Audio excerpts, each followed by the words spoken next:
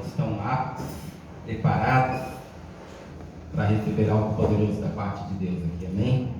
Abre o coração, meu irmão, porque Deus tem coisas novas a fazer sobre nós. Eu estava aqui sentado e eu estava fazendo recordar momentos em que estava prestes a perder algo tão precioso, momento este que Deus já confortava e consolava o coração por aquilo que Ele estava fazendo, e por aquele momento que eu estava vivendo, Ele também estava me ensinando e me instruindo, e deixando algo que talvez pelo meu coração não desejaria, mas deixando algo para a minha vida que é a continuidade de um legado. E eu estava aqui agora e Deus estava falando no meu coração fortemente. Qual o legado que vamos deixar para aqueles que estão debaixo do nosso cuidado? E semana passada nós falamos aqui um pouquinho a questão das escolhas que Jacó teve. As opções que Jacó teve de escolha e o que ele desejou em obediência à ordem do seu pai, debaixo de uma promessa que vinha da parte de Deus. Ele passou por momentos delicados, por momentos de luta, por momentos em que ele trabalhou, ele buscou aquilo que satisfaria o teu coração, a tua vontade, o teu desejo como homem. Mas a todo tempo ele mencionou a andar e viver debaixo do cuidado de Deus, até ele ter um encontro real e verdadeiro com o Senhor, a qual a tua identidade ela seria revelada, não seria oculta pelas promessas, não seria ocultas pelas suas conquistas, mas seria revelada algo que Deus construiu dentro de Jacó, no seu interior. E eu estava ali olhando, eu estava lembrando os momentos, os últimos dias e os momentos finais que eu passei ao lado do meu pai. Meu pai faleceu em 2003, uma semana após o meu casamento. E eu passei por um momento qual, na madrugada anterior ao meu casamento, meu pai passou muito mal. Meu pai teve 3 AVC, ele morreu com 79 anos. Terceiro AVC foi praticamente, ele acabou acometendo ainda dentro de casa, na noite anterior do meu casamento. Tanto é que na cerimônia, pastor, ele não foi. E eu estava logo de manhã em casa, ele olhou para mim e falou: filho, eu não vou para não lhe dar trabalho, porque o dia e o momento foi Deus que preparou para te honrar e te abençoar. Eu falei: poxa pai, mas vamos, qualquer coisa a gente larga tudo e sai na correria. O jeitão. Mas ele falou: não, mas uma coisa eu quero, quando terminar a cerimônia, quando terminar o culto, porque ele sabia que a nossa manhã, da nossa cerimônia, seria um culto a Deus, que era o desejo do meu coração e da minha esposa. Não era uma cerimônia religiosa, mas era um culto de gratidão a Deus por aquilo que ele estava selando naquele momento. Mas ele me deu uma ordem, pastor, ele dizendo: quando terminar a bênção do pastor, eu quero que você venha para casa, porque aqui eu quero, como pai, liberar a bênção do eterno sobre a tua vida. Olha, até arrepia, é muito forte. E foi assim, meu irmão, acabou a cerimônia, eu e a Isa vestida, a Isa ainda de vestida de noiva. Eu peguei um carro, o rapaz ficava com o motorista para nós, entramos no carro, largamos todo mundo no sítio, e isso dá distância de quase 14 quilômetros de casa. Nós fomos vestidos. E ele estava em casa ainda, e ali ele orou e abençoou a nossa vida, e ele profetizou sobre nós, pastor. E ali ele já estava dando sinal daquilo que estava para acontecer. E logo ele falou: filho, pode ir tranquilo, vai viajar, vai curtir tua vida, e fica tranquilo. Aí eu saí para poder viajar com a Isa. 3 dias depois eles me ligam: falou: seu pai acabou de internar, a mãe está lá com ele no hospital. E você sabe, o pai às noites ele só gosta de ficar contigo. Então todas as vezes que ele passava, ele passou muitos períodos internado, 3, 4 na semana, e sempre à noite eu passava a noite com ele no hospital. Ele não gostava que nem ninguém passasse. Nós somos entre 11, família grande, irmão. Mas ninguém passava, era só eu. E à noite a gente compartilhava da Bíblia, da palavra de Deus. Ali eu já estava sendo restaurado, né, pelo Senhor, já estava no processo de restauração. E ali nós passávamos a noite compartilhando da palavra. Eu lembro quando deu uma semana de internação dele, na madrugada, aquela madrugada foi diferente, porque meu pai com sonda, praticamente tomado pela enfermidade, numa fraqueza, mas ali ele encontrava força para falar, ali ele encontrava forças para profetizar, orientar, né, e me ensinar. E eu lembro que aquelas últimas noites, ele me chamou para mais perto dele, eu fui uma cadeira na lateral, eu ficava sempre sentado. Aí aquela noite ele chegou e falou: não, eu quero você mais perto de mim. Então eu cheguei bem perto dele. E ali ele começou a liberar palavras proféticas sobre a minha vida. Que a princípio de tudo, a minha obediência ao Eterno, obediência aos princípios, aos ensinamentos dele, faria com que os resultados que estão debaixo da promessa do Senhor, que não muda, mas a minha obediência a Ele, eu iria viver aquilo que pelo Senhor foi profetizado, aquilo que pelo Senhor foi liberado. Ele dizia: não vai ser fácil, você vai ter problema, você vai ter divisão dentro da sua casa, dentro da sua família, mas uma coisa eu sei: o que Deus tem com a nossa casa, com a nossa família, não para, continua até o plano e propósito, a promessa pela qual Ele fez em Abraão, lá em Gênesis 12:3, se cumpra sobre a nossa casa. Porque a nossa família, ela está debaixo de uma promessa de Deus.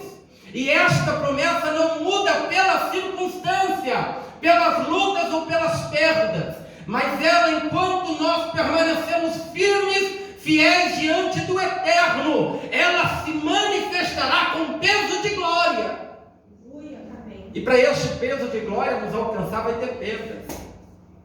Para este peso de glória se manifestar sobre nós, a única coisa que Deus requer de mim e de você é a obediência à palavra dEle. Porque a palavra de Deus diz: passará céus e terra, mas a palavra do Eterno, esta não passará, esta vai permanecer até se cumprir na minha e na tua vida a promessa de salvação.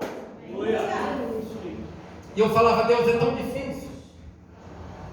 É tão difícil, mas nós estamos debaixo de uma promessa. E é interessante porque no meio de 11 eu carrego um peso, porque eu carrego o nome do meu pai. Meu pai chamava Vicente Cardoso, eu chamo Vicente Cardoso filho. E no meio de tantos, eu abri mão para poder cumprir um legado. Eu não digo abrir mão para cumprir, mas para dar continuidade ao projeto pela qual Deus escolheu a minha casa, a minha família. E eu lembro que as manhãs de sábado, para mim, na minha infância, eu e meu outro irmão caçula, o Renato, que são os que somos mais ligados, eu começo a olhar e começo a entender o que foi Jacó com José e Benjamim, pastor. Cuidado. Porque são frutos de um amor incondicional.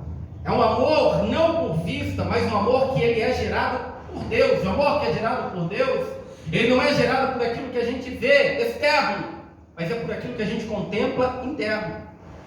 A beleza interna, a transformação, a restauração nossa, ela não acontece de fora para dentro. Mas essa transformação, essa restauração, ela é de dentro para fora. Porque o que precisa limpar, o que precisa sair, é o que está dentro de nós.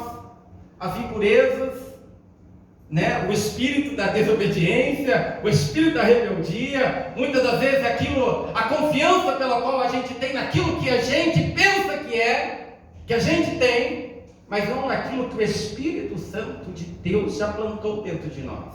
Um ser transformado e restaurado, não por aquilo que a gente tem, mas por aquilo que a gente recebe. Eu me recordo que as manhãs de sábado que eu tinha com meu pai, na minha infância, era sair evangelizar o pai. E ali eu tinha por volta dos 9, 12, 13 anos. Todo sábado de manhã meu pai fazia discípulo em um bairro chamado Vila Industrial, em Mogi. Ele saía discipular famílias, discipular, e preparava para o batismo. E a minha infância foi aí. Só que com uns 14 anos em diante, meu pai começou a crescer muito. E eu lembro que chegou uma época que ele já não conseguia mais congregar, pastor. Mas ele olhava e falava para mim assim: filho, você precisa ir hoje, você e teu irmão. Por quê? Porque eu precisava levar o dízimo dele para casa do pai. Princípio de amor, de gratidão a Deus. E com isso, com a ausência do meu pai nas vidas, o que aconteceu? Nós, na fase da adolescência para a juventude, a gente começou a perder o cuidado. A gente começou de repente a se esmorecer e começar a conhecer as vontades que o mundo manifesta em nós. E com aquilo a gente, em vez de se aproximar, a gente começou a se distanciar, porque os nossos valores começaram a ser trocados por aquilo que o mundo estava oferecendo. E eu lembro que dos 14 aos 18 anos eu passei fora da igreja. Eu ia uma vez por mês, somente para levar o dízimo. Quando meu pai recebia, a primeira coisa que ele fazia era separar aquilo que era da parte de Deus. E ele chamava eu e meu irmão e falava: olha, hoje vocês têm que dar um jeito, vocês têm que ir. Ele não obrigava, porque o papel dele era ensinar e orientar. Porque quem iria convencer, quem queria fazer a operação da obra é o Espírito Santo de Deus.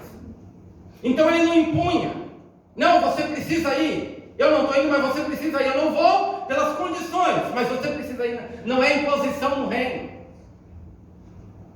O reino, o que a gente faz é transmitir as boas novas, porque quem vai operar a boa obra e quem vai gerar a transformação, a restauração, não é aquilo que a gente dá, mas aquilo que a gente recebe, e pelo Espírito de Deus é transmitido, e quando alcança o coração transforma. E não pelo nosso conhecimento ou pela nossa habilidade, mas pela direção e pelo poder do Espírito de Deus. E eu ia somente para levar, e eu fiquei fora. E passou-se o tempo. Eu já estava com meus 18 para 19 anos. E eu cheguei um dia diante de Deus e eu orei assim, falei: pai, estou cansado disso. Eu não quero mais. Eu quero uma casa para mim ir. Eu quero chegar num lugar e preciso ser alimentado. E eu larguei tudo e fui para uma igreja. Tinha alguns amigos já que eram tudo roqueiro, doido, da pá virada, doido. Meu irmão também já tinha voltado a congregar. E ele falou: olha, eu estou indo ali na Palavra Viva, abriu agora o ministério. E eu estou indo lá. Eu falei: eu vou lá. E o dia que eu cheguei lá, o apóstolo estava pregando, que lá é um apóstolo. Ele estava dizendo assim, estava ministrando a mensagem, o tema da mensagem era: o dia que faltou pão na casa do pão. Eu falei: meu Deus, o dia que faltou a palavra, o dia que faltou Jesus, grande foi a ruína daquele lugar. Mas era um lugar que era provido da palavra, provido do pão, mas um dia acabou. E eu falei: Deus, eu sei que eu preciso ser alimentado. E eu comecei a ir frequentar essa igreja. Eu lembro que num domingo à tarde, eu fui no culto da tarde, lá tinha 2 cultos, umas 5 às 7 da noite. Eu cheguei no culto das 5, aquele dia eu tinha saído 14 horas do trabalho, trabalhava ainda em uma empresa. E eu cheguei aquele dia, pastor, eu entrei, eu sentei na cadeira e eu falei: Deus, eu não quero estar aqui apenas para estar. Não quero ser aqui apenas mais um. Mas se tu tens algo comigo, eu preciso que o Senhor me mostre, que o Senhor fale comigo e o Senhor me dá um start, porque eu preciso dar continuidade àquilo que o Senhor tem como plano e como promessa para a minha casa.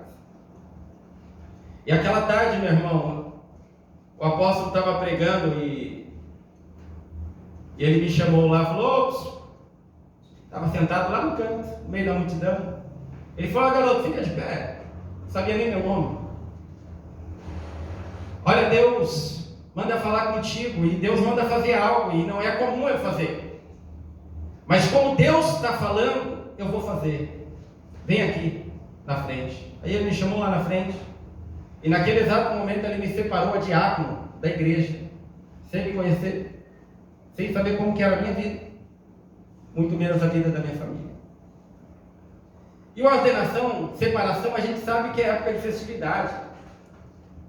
Mas quando a gente clama, quando a gente ora, quando a gente fala com Deus e a gente se posiciona mediante uma semente que em nós já foi plantado, essa semente será regada e ela vai florescer. E quando ela florescer, não é mérito meu ou teu, mas é mérito daquele quem plantou a semente em nós. E a semente em nós, ela tem que frutificar, mas ela leva tempo.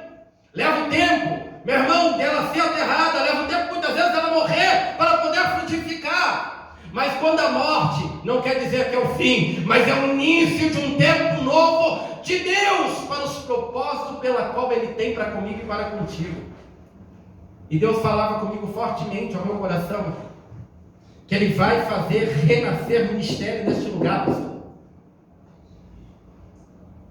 Tem sementes neste lugar que está sufocada, tem sementes neste lugar que está morrendo, não para poder frutificar, mas está morrendo, está secando pelas lutas e pelas dificuldades que o diabo tem cegado, a circunstância tem frustrado. Mas Deus nesta manhã abre o céu sobre este lugar e uma palavra de vida há de nos alcançar para a semente em nós frutificar e o Senhor ser glorificado.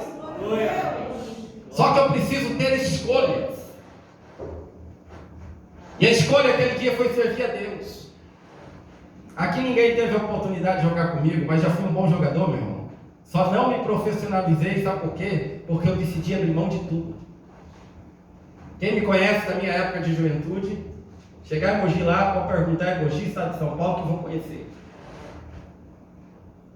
Mas eu abri mão de tudo, sabe por quê? Porque quando eu voltei para a igreja com 18, 19 anos, eu já disputava. E eu falei: pai, já que o Senhor respondeu, agora eu preciso me fortalecer. E para me fortalecer, eu preciso deitar no estudo, eu preciso conhecer a tua palavra. E para conhecer a tua palavra, eu vou ter que abrir mão daquilo que é a satisfação minha, daquilo que é a minha vontade para viver a tua vontade. E aí comecei a me dedicar à escola bíblica dominical, era domingo, e domingo é dia de futebol, é dia de sair e jogar para um time, jogar para outro, ser honrado, ser abençoado pelo homem, mas deixar de viver aquilo que muitas vezes vai ser a dor, mas é o plano e a vontade de Deus. Aquilo que muitas vezes vai te trazer o choro, mas é o plano e a vontade de Deus. Aquilo que muitas vezes vai fazer você abrir mão de tudo, mas é o plano e a vontade de Deus, porque aquilo que temos para conquistar não está neste mundo, está nos céus. E para chegar de lá, eu vou ter que abrir muitas vezes mão da minha vontade, abrir mão dos meus desejos, das minhas conquistas pessoais, para viver o plano e o propósito de Deus. E eu falei: Deus, eu estou disposto. Eu abri mão, meu irmão. E eu lembro que tinha mais ou menos 2, 3 meses, pastor, que eu estava. O apóstolo abriu um trabalho numa área de sítio, sitiantes em Mogi, na área do Cinturão Verde, ali em São Paulo. E mandou para lá uma pastora, a pastora Adriana. E esse trabalho começou dentro de um acampamento, Javé, que tinha lá em Mogi. Que os proprietários eram da igreja quadrangular, formado, uma formação, uma boa base. E abriu, começamos um trabalho nesse lugar. E essa pastora, com 2 meses mais ou menos, a gente estava auxiliando ela lá. Ela olha e fala para mim: olha, eu não aguento mais a opressão da dona do sítio, porque ela era pastora, mas ela não era responsável pelo trabalho. O responsável eram os obreiros a qual o apóstolo mandou para aquele lugar, porque a única coisa que a pastora fez foi abrir o espaço. E eu não aguento mais a opressão, a luta, eu vou sair. E Deus falou comigo que é para falar com o apóstolo que é você que vai ficar aqui. novo convertido, irmão. Estava começando o processo. E eu olhei e falei, Deus, se for da tua vontade, eu estou dentro. E eu acabei assumindo, e logo eu comecei a fazer um trabalho de evangelismo na região, convidei a Isa, pela qual a gente começou também a se conhecer, a se envolver, a mesma visão, o mesmo trabalho, a mesma pegada. Graças a Deus eu estou hoje com ela, já vai para 24 anos junto. Entre namoro, noivado e casado. 18 anos de casado, graças a Deus, bem casado. Para a honra e glória do nome do Senhor Jesus. E aí eu comecei a dar início ao ministério, pastor. Mas não é fácil. Porque quando eu voltei, o que acontece? Minha família era muito grande. Família de festa, de reuniões.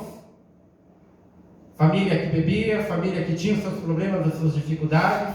Mas tinha uma semente plantada no coração do Pai. E o Pai orientou a todos, ensinou a todos. Mas poucos absorveram a palavra. Pastor, o que você quer chegar com isso? Eu quero chegar com isso, meu irmão, que as nossas escolhas diante de Deus vai gerar dentro do nosso contexto familiar discórdia. Vai gerar dentro do nosso contexto familiar divisão. Vai gerar dentro do nosso contexto familiar disse-me-disse. Só porque é cristão, só porque está no caminho de Yeshua, agora pensa que pode, e é tudo, e é melhor que todos. Não, meu irmão. O melhor é a posição pela qual nós tomamos diferente de outros, diante de Deus. Porque a bênção está sobre aqueles que obedecem e honram a palavra dele. O cuidado está sobre todos, mas quem vive o cuidado sobrenatural, que não é o cuidado físico ou material, mas é o cuidado espiritual, somente aqueles que honram e obedecem a palavra de Deus. E muitas das vezes a nossa família ela vive muito pelo cuidado material, pelo cuidado físico. Mas tudo isso a palavra de Deus diz que vai passar, pastor. Mas o cuidado espiritual é o que vai permanecer. E quando a gente começa a meditar, abra comigo a sua Bíblia aí em Gênesis, um pouquinho mais no Gênesis capítulo 32, nós temos o direito de escolha, como teve Jacó. Capítulo 32, logo depois da aliança que Jacó ele faz com Labão, eles sacrificam ao Senhor ali, eles adoram ao Senhor. Quando Labão os alcança em meio ao caminho, quando ele estava retornando para Canaã, agora Labão conversa com Jacó dizendo: olha, Jacó, eu vim a ti para lhe fazer mal, mas Deus não lhe permitiu.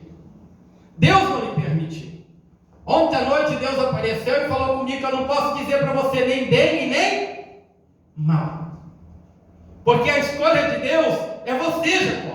O cuidado de Deus é você, Jacó. E eu não posso fazer nada, porque Deus está contigo. A vontade de Jacó a vontade de Labão era catar Jacó pelo pescoço, era pegar tudo que era teu, inclusive as filhas, os netos, e levar de volta para Padarã. Porque Jacó era a força que fazia prosperar aquela terra. Não é que a terra prosperava por causa do Labão, mas a terra prosperava porque o cuidado de Deus que estava sobre Jacó. Enquanto Jacó trabalhava na terra, Deus prosperava. Então a obediência, a ordem de Deus vai nos levar a conquistar coisas materiais, vai, meu irmão.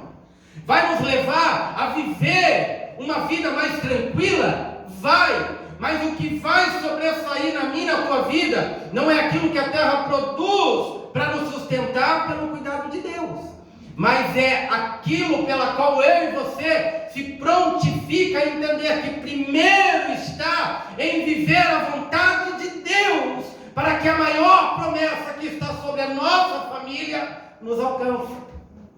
E é interessante porque Jacó agora ele tem a escolha. Está aí no capítulo 32, do verso 1 em diante, diz assim: também Jacó seguiu o seu caminho, e o anjo de Deus lhe saíram a encontrá-lo. Quando os viu, disse: este é o acampamento de Deus. E chamou aquele lugar Manaim. Manaim.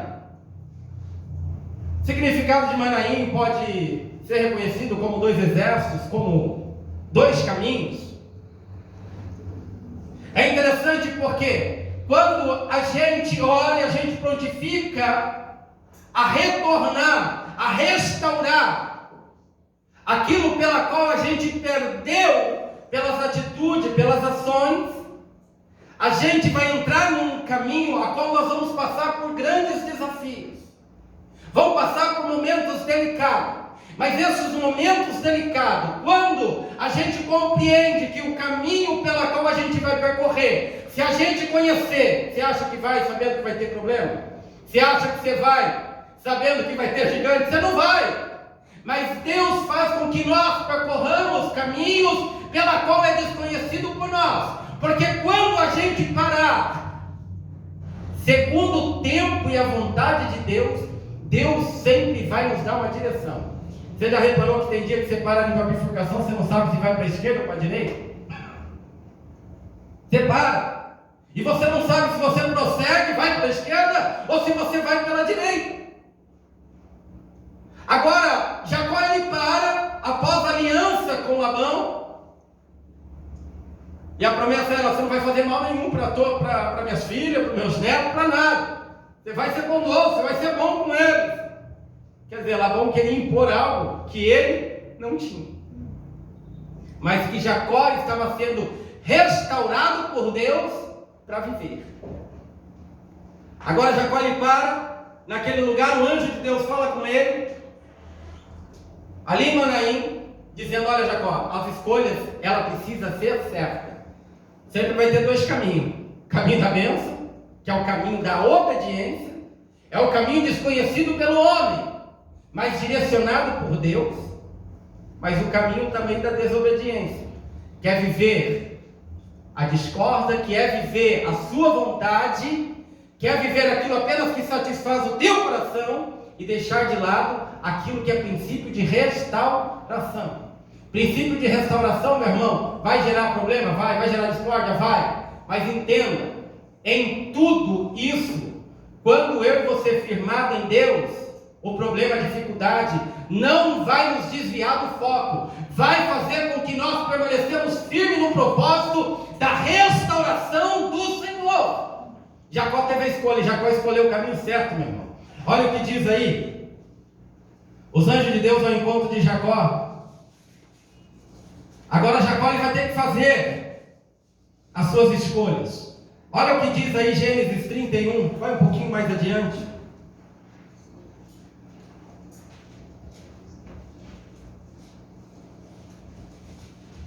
Gênesis 31, verso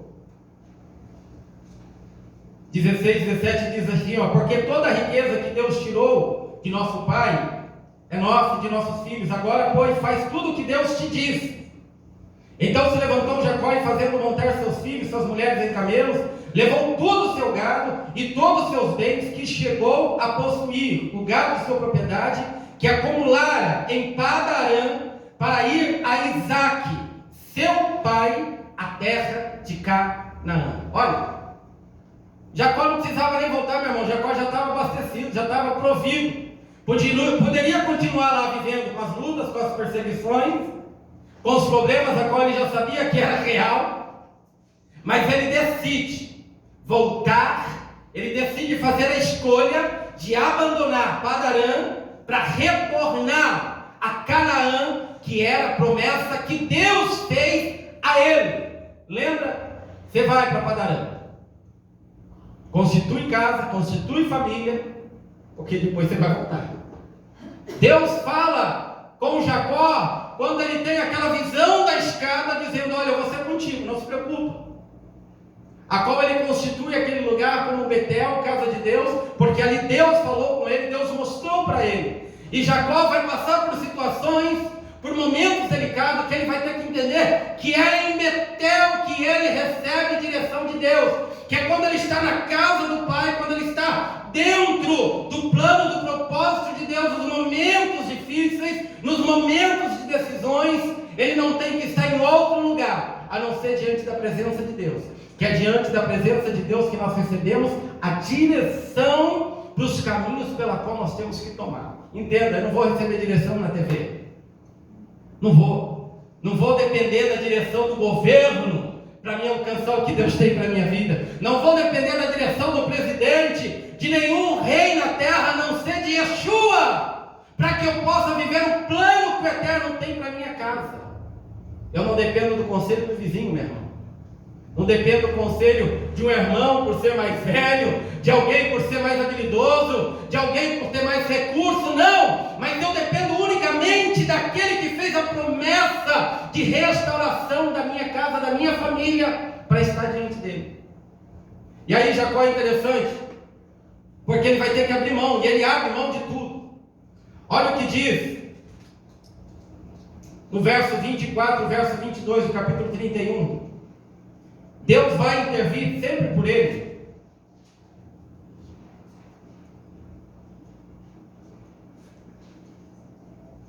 Verso 31, verso 20.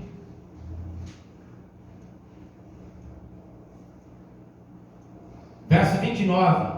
Há poder em minhas mãos para vos fazer mal. Labão dizendo: mas o Deus de vosso pai me falou ontem à noite e disse: guarda-te, não fales a Jacó nem bem nem mal.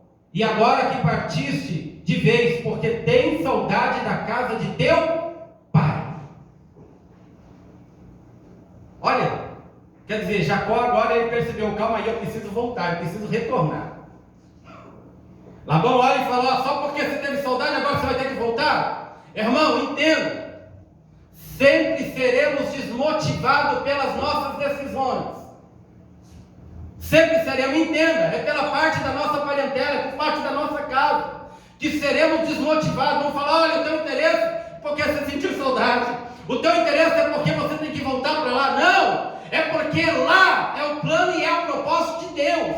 Betel, Canaã, é a terra, é o lugar pela qual Deus escolheu para mim, para a tua casa, para mim e para a tua família estar. Não é Padarã, não é nenhum outro lugar, mas é a terra da promessa pela qual Deus fez para nós. E para chegar vamos passar por grandes desafios. Para sermos restaurados, iremos passar por problemas que seremos conflitados naquilo que é interesse do homem, interesse do mundo. Mas as nossas escolhas sempre não será a escolha do mundo, será a escolha da parte de... E a escolha da parte de Deus, meu irmão, só consegue alcançar aquilo que a gente conhece como parte dos atributos do Pai para conosco.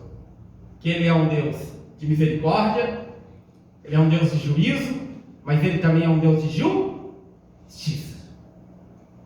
Então o que estava para alcançar a vida do Jacó não era o que Labão poderia fazer por ele, porque Deus em tudo estava olhando e estava zelando pela vida do Jacó. Mas agora Jacó decide, falou: não, se Deus fez a promessa, eu preciso voltar.